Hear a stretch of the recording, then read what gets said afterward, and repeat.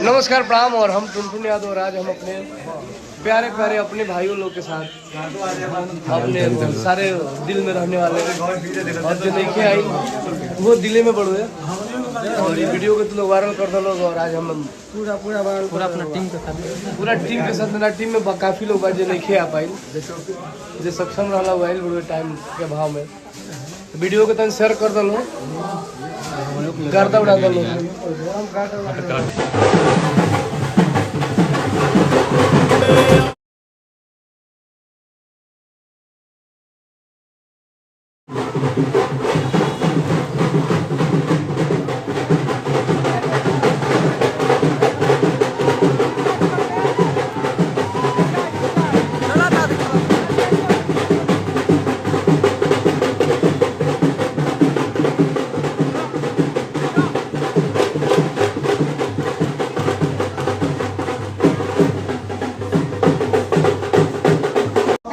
नमस्कार प्रणाम। और हम टुनटुन यादव और आज हम अपने प्यारे प्यारे अपने भाइयों लोग के साथ अपने सारे दिल में रहने वाले और जो देखे आई वो दिले में बढ़ो है और ये वीडियो को तुम लोग वायरल कर दो लोग। और आज हम लाइक मारो और अगर तुम लोग नए हो तो सब्सक्राइब करो। वो जो लाल वाला बटन है उस पर फूट फेंक के मारो या फिर मोमबत्ती, मुझे नहीं पता, बस क्लिक हो जाना चाहिए।